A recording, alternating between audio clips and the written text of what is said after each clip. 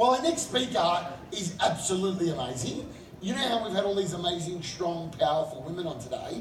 Well, this person's still a girl. Yeah? She's still a girl. But she's not a girl. She's like a superhuman for some reason, right? So let me tell you a little bit about her. I got to meet her and her mum backstage. So she's an environmentalist and founder of Shalise's Ocean Project. She's, yeah, woo, make some noise. No, here's the crazy part. She's literally only 12 still. She's 12 years old. I know, yeah, Shalise. You bring it, girl. You bring it. She's only 12 still, only 12, but let me tell you about some of the things that she's done. First of all, she's the founder of Shalise's Ocean Project. She's 12. It's blowing my mind, man. It's blowing my mind. Now, she's won a whole bunch of awards. She was the Youth Ambassador for Clean Up Australia Day 2019. She's already been on national TV twice. She was on The Project on Channel 10 and Behind the News on ABC. She, bless you, she has helped collect data and work with the Port Macquarie Council to secure a $77,000 EPA grant.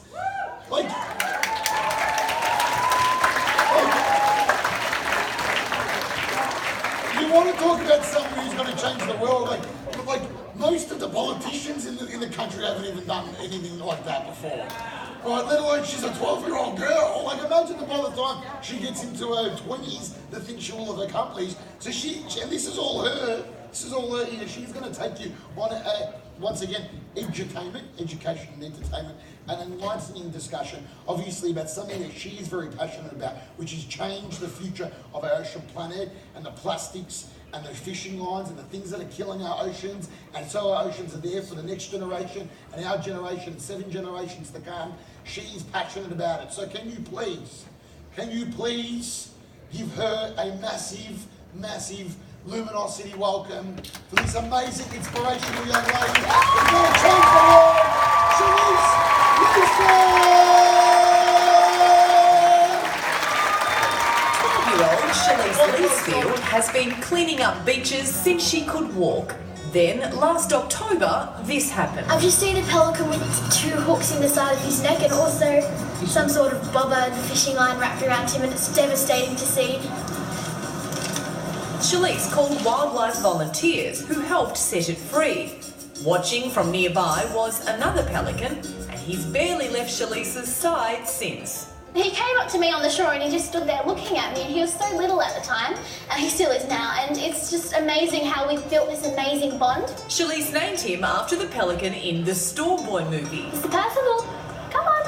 And every time Shalise goes to Lake Cat-Eye Beach near Port Macquarie, Mr. Percival is there to greet her. I don't know how animals think, but you wonder, don't you, whether they can see kindness in somebody and know that, she's not going to hurt them and she's just there to help. I always wonder if there's a bit of a sense that they have. The incident last October spurred Shalise into action, helping wildlife well beyond her neighbourhood by installing bins for used fishing line. I went to my local council to ask if I could install them, and then sadly they did not approve them once, but then I found the bins and they were completely free, which I knew that the council would love that. She absolutely refused to take no for an answer, and that's when she came to us. Local Member of Parliament Leslie Williams helped lobby for the bins installation. Eventually, they got the green light. Shalise is very clever, and I think she realised straight away that you don't do anything really on your own. The bins are a start, but it's a long road ahead. It's estimated that up to 70% of debris on the ocean's surface is fishing gear. Around 600,000 tonnes of nylon fishing nets alone are lost or discarded every year worldwide. My generation is the generation we were plastic fantastic. Everything's been plastic in our generation, and we often talk about wishing we could go back to my grandparents' generation where there wasn't plastic and pollution and things like that. Generational change often starts with baby steps. So perhaps it's not so fanciful to think that a young girl with a feathered sidekick might help change the face of the earth in all sorts of ways. It saves the birds. They get tangled in it, and sometimes people leave a hook with a bit of bait on it and the bird swallows it. And no, it's fantastic. And if a young girl thought of it, that's the good bit. A lot of the time the locals come down and they're like, oh, they're stronger. All of them are very positive about it, and I love that the locals are really using it because, yeah, I find that's what works. If we all work together, eventually the problem will be solved one day. Please be upstanding, ladies and gentlemen. We're massive. Amazing. She is a leader of the future, Shalise. She's incredible, and not to take everything back to International Women's Day, but that's why we have it, because of potential like that. She's amazing. How inspiring. Oh, let's not forget how good the pelican was, though, by the way. It's the the pelican that she saved is, I don't know what he's off doing. Because the other one was like, I think I like you. What about all two hooks? Where's he gone? Ladies and gentlemen, can we give her a massive Luminosity welcome? It's such an inspirational young lady. Massive round of applause for Shalise Leesfield!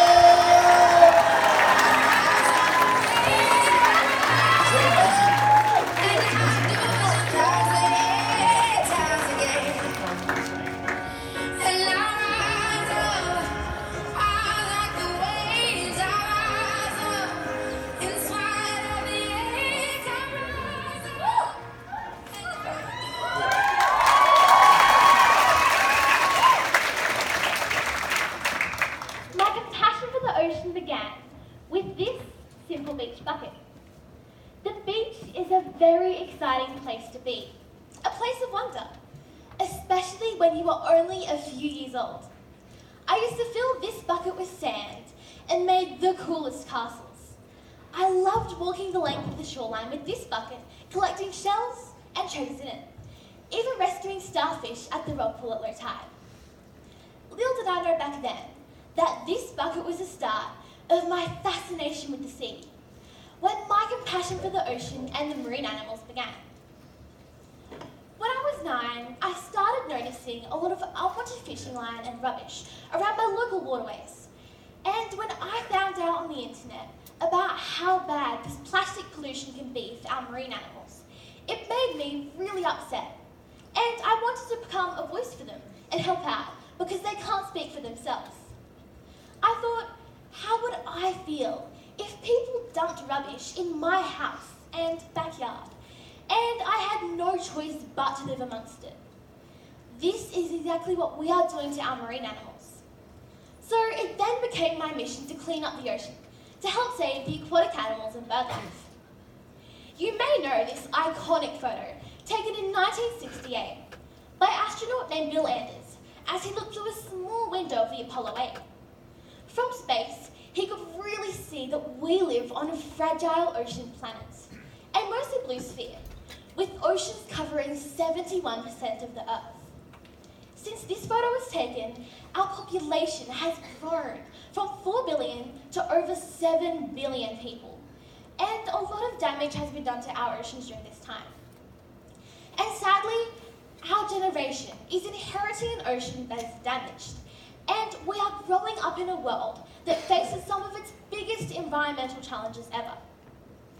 Our lifestyle choices are affecting the health of our oceans, and now they are heavily polluted and crying out for our help. So in a world with over 7 billion people, we can't afford to be selfish. We need to start showing the ocean some compassion.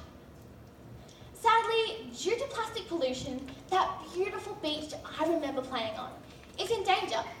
So instead of filling my bucket with sand to make sandcastles these days, I now use my bucket to pick up rubbish and fishing line instead. Along the coastlines all around the world, we have the most beautiful beaches. But next time you and your family are enjoying some time at the beach, take a look around, because chances are you won't have to look very far to see some form of plastic pollution lying on the sand nearby you. This is the sad reality for most beaches now, because around the world, we are dumping a garbage truck load a minute of plastic into our oceans. And it builds up over the years, so that the next generation of children inheriting our planet will never get to experience a clean beach either. The most important resource in the world is the ocean, and it's shared by billions of people all across the globe.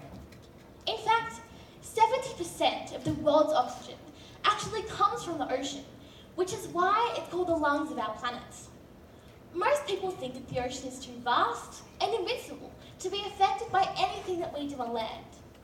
But sadly, our pollution is starting to push the ocean to its limits. So while the ocean gives us 70% of the air that we breathe, why aren't we protecting it and keeping it clean? Plastic in our ocean also has a tragic effect on our beautiful marine life. And as a result, seals, whales, dolphins, turtles, and many more marine animals are becoming sick and dying because of this deadly environmental concern. So what's the problem?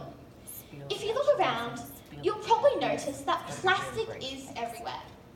And I really do mean everywhere. The reason that plastic is such a problem is that it's built to last forever, yet we only often use it for a few minutes at a time, and then it doesn't go away. Virtually every piece of plastic ever made still exists in some form today. This is an example of rubbish that I picked up at a local beach cleanup. All of this rubbish was picked up at one beach cleanup at 2 different locations. Humans have produced 8.3 billion tonnes of plastic so far. To put that into perspective, 8.3 billion tonnes is the same weight as 80 million blue whales. That's a lot of plastic waste stuck on our planet. It is also estimated that around 8 million tonnes of plastic goes into our oceans each year, meaning that our marine life is swallowing more plastic than ever before. Sadly, the pace of plastic production is showing no sign of slowing down. And if these current trends continue, it has been estimated that by 2050, there will be more plastic than fish in our oceans by weight. These ocean currents often push this plastic rubbish into a gyre. Think of a gyre as a large, slow-moving whirlpool in the ocean. Once it enters a gyre, it's slowly pulled into the centre, where it forms a giant garbage patch. There are 5 giant garbage patches all around the world, and the largest one is the North Pacific Garbage Patch between Hawaii and California. The patch is so big that it's now 3 times the size of France. The patch contains 1.8 trillion pieces of plastic. That's equal to 250 pieces of plastic for every human being on Earth. In these 2 displays shows exactly what 250 pieces of plastic looks like. These gyres show us how we have literally dug ourselves into a plastic hole. And if we don't reduce our reliance on plastic, this can only get worse.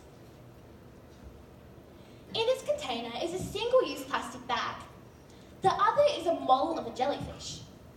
Plastic bags are one of the most common things found in our ocean. And to a hungry sea turtle, this bag looks very similar to its favourite food, a jellyfish.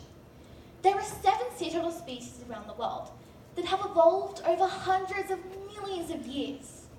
6 out of these 7 sea turtle species are now listed as at risk of extinction because of plastic pollution. Another big threat to sea turtles are helium balloons. These are some balloons that I found washed up at my beach. When a balloon pops in the ocean, its tattered ends can bear a striking resemblance to jellyfish or sea sponges, which turtles love to feast on. When a turtle swallows a balloon, it can block its intestines, leading to starvation. So balloons may be great if you're a party animal, but not so great for the marine animals that we share the planet with. You might think that life in the skies might make birds safe from the dangers of plastic pollution. Sadly, no. There is so much plastic rubbish going into our oceans each year that around 90% of seabirds are now eating it too. And the rate is steadily growing as global production of plastics increases. An example is the albatross. These birds are more prone to eating it because they fish by skimming their beaks across the top of the water. And by doing this, they are taking in the pieces of plastic that are floating on the surface. And with 8 million tonnes of plastic going into our oceans each year, avoiding this fate is becoming more and more difficult. Behind me here is a display I made showing people how long until a plastic product is gone. Plastic water bottles are an interesting one. Around 1 million plastic water bottles are bought every minute around the world. And sadly, most of those end up in landfill or in the ocean, where they can take around 450 years to break down. It's sad to think that that is how long our plastic footprint lasts on the planet. These are samples of microplastics and nurdles. When you look closely, you can't tell what anything once was.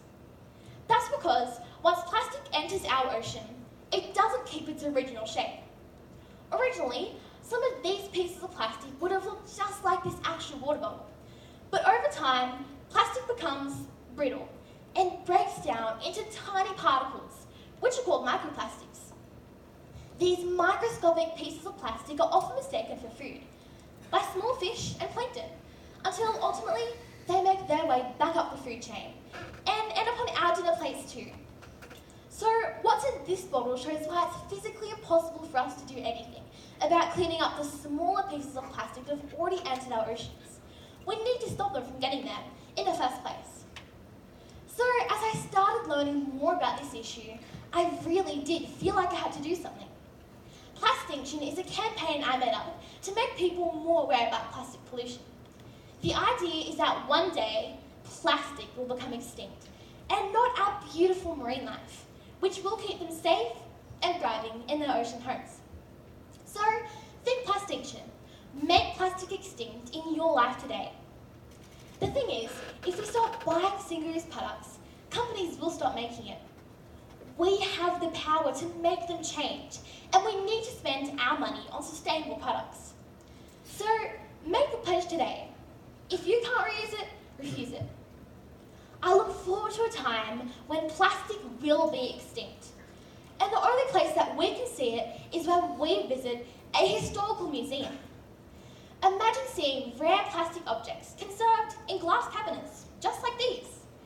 Evidence of our once throwaway society that is now just a relic of time in our planet's history. Remember the story of Goldilocks and the Three Bears, where a golden-haired girl liked everything to be just right. In the oceans, everything needs to be just right for life to exist and thrive. But at the moment, plastic is disrupting the balance of life in the sea, and humans are altering the just right conditions to the extreme. From the stomachs of baby seabirds to the depths of the sea, plastic pollution is clogging up our oceans. So, just like Goldilocks found baby bear's chair, coat and bed, just the way she liked it.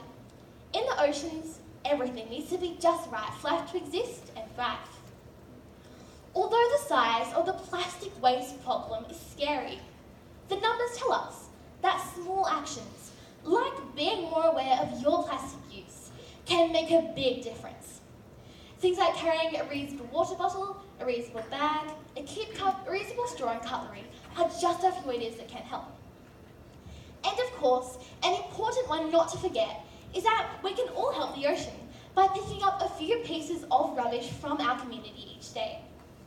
Marine debris isn't an ocean problem, it's a people problem. But that means people are the solution. And together, we can turn the tide on plastic pollution, as individuals and as families.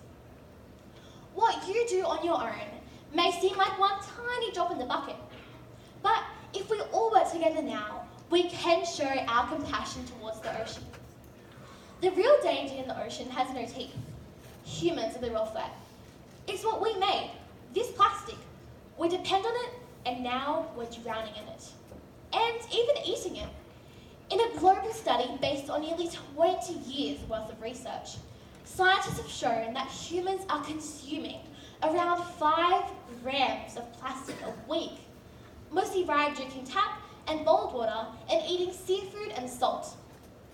This is the amount of plastic it takes to make a credit card. This is a huge wake-up call. If we don't want plastic in our bodies, we need to stop the millions of tons of plastic that continues to leak into nature each year.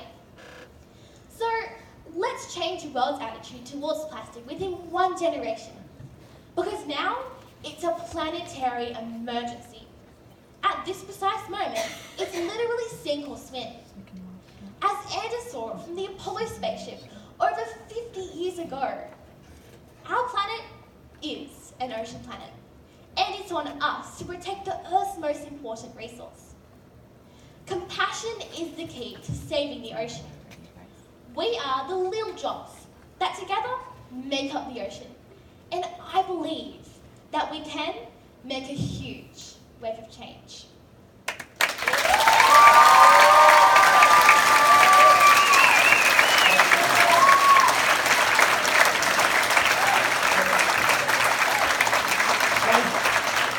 I don't even know what to say. Come over here because they're going to start clearing the stage. You come over here. Can we get another massive round of applause for that?